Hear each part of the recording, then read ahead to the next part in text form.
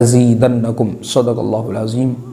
آج کے اس دور میں کون سا ایسا شخص ہے کہ جس کو مال و متاع کی، پیسوں کی ضرورت نہیں ہے؟ ہر بندہ صبح اٹھتا ہے یہی سوچتا ہے کہ یار آج کے دن میں کیا کام کروں، آج کے دن میں کتنی مزدوری کروں، کتنا کام کروں کہ جناب جس سے میرا گھر چل سکے۔ آج سب لوگ پریشان ہیں، رزق کی تنگی کی وجہ سے پریشان ہے۔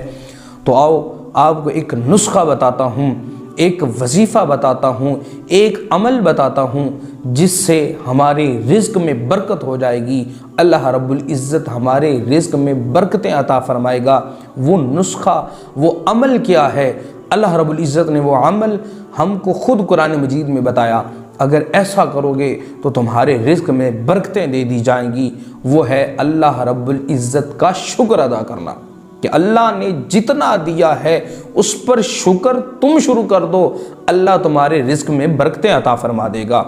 ہاں جی، اللہ رب العزت نے ارشاد فرمایا لَإِن شَكَرْتُمْ لَأَزِيدَنَّكُمْ، اگر تم شکر کرو گے جو میں نے تم کو عطا کیا ہے تو تمہاری اس عطا میں اور زیادتی کر دی جائے گی، اور بڑھوتی کر دی جائے گی، ہمارے رزق میں اضافہ ہو جائے گا۔ ہاں، اس میں ایک یہ بات بھی ہے، اگر ہم نیکی میں اللہ کا شکر ادا کرتے ہیں تو اللہ ہماری عبادات، ہماری نیکی میں اضافہ فرما دے گا، ہم زیادہ سے زیادہ نیکی کرنے والوں میں سے ہو جائیں گے۔ اگر ہم رزق میں، اگر ہم اولاد میں، کسی بھی نیک کام میں اللہ کا شکر ادا کرتے ہیں کہ یا اللہ تیرا شکر ہے، یہ چھوڑ دیں، لوگوں کو یہ باتیں کرنا چھوڑ دیں کہ ہم مر رہے ہیں، ہمارے پاس کچھ نہیں ہے، ہماری جیبیں خالی ہیں، نہیں، یہ کہو کہ اللہ نے اتنا دیا ہے کہ سنبھالنے کے لیے کچھ نہیں، سنبھالنے کا انتظام نہیں ہے۔ ایسی باتیں کریں، اللہ کا شکر ادا کریں، ناشکری نہ کریں۔ وہ شیخ سعدی شیرازی رحمۃ اللہ تعالی علیہ، آپ نے کیا خوب بات کہی تھی۔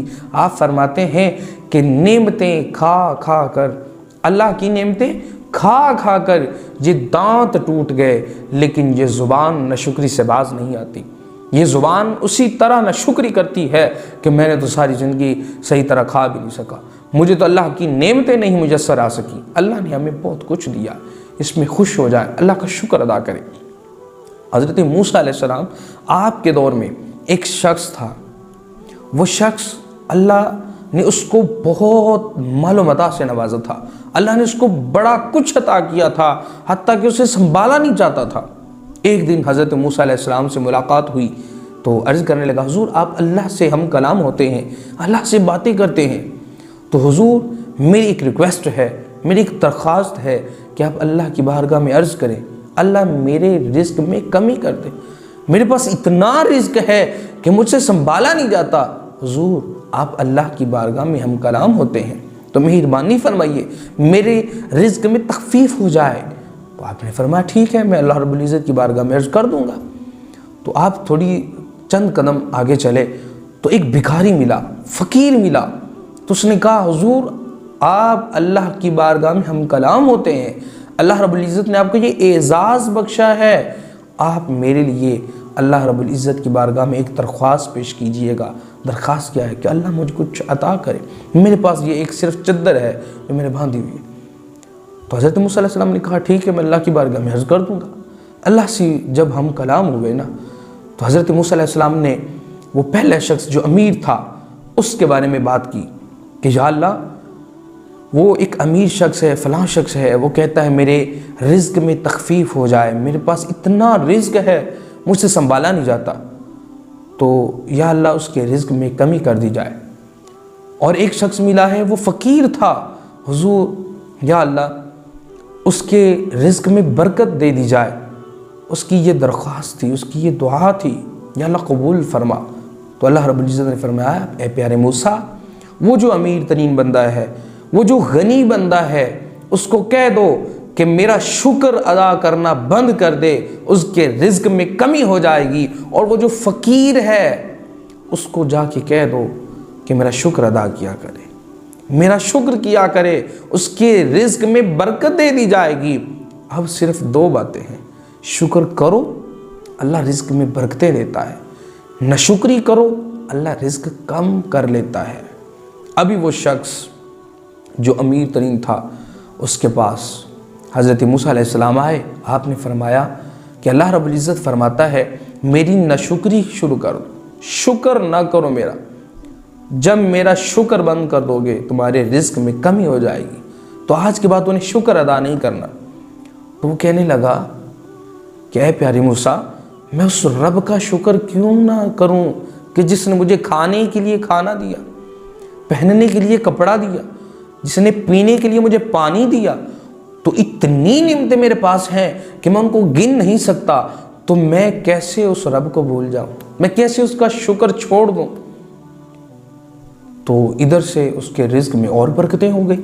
ابھی اس فقیر کے پاس حضرت موسیٰ علیہ السلام گئے تو آپ نے فرمایا کہ اللہ رب العزت فرماتا ہے کہ میرا شکر ادا کرو، تمہارے رزق میں برکت دے دی جائے گی. اب سنیے اس فقیر نے کیا کہا، کتنے عجیب جملے کہے. اس نے کہا کہ میں اس ایک چادر پہ اللہ کا شکر ادا کروں، اور مجھے دیا کیا گیا ہے کہ جس میں اللہ کا شکر ادا کروں. تو کہا جاتا ہے کہ وہ جو ایک چادر اس نے باندھی ہوئی تھی، اندھیری آئی، ہوا تیز چلی تو ایک چادر وہ بھی اڑ گئی.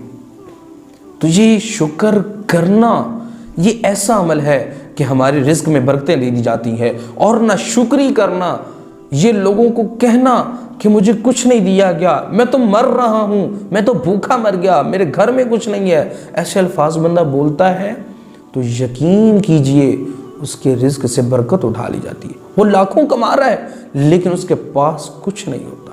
کیوں؟ کیونکہ وہ اللہ کا شکر نہیں ادا کرتا کہ جس مالک نے اسے سب کچھ ادا کیا، عطا کیا، اس مالک کو وہ بھول بیٹھا ہے. اس مالک کے گلے شروع کر دیے اس نے. وہ لوگوں کو بتا رہا ہے کہ اس مالک نے مجھے کچھ نہیں دیا. ہاں، اگر نیک لوگ ہوں اور دانا لوگ ہوں، وہ یہ سمجھتے ہیں کہ ہمارے رب نے ہمیں جو دیا ہے بہت اچھا دیا ہے. تو کوشش کرے اللہ رب العزت کا شکر ادا کرے، اس مالک کی نافرمانی نہ کرے، نہ شکری نہ کرے.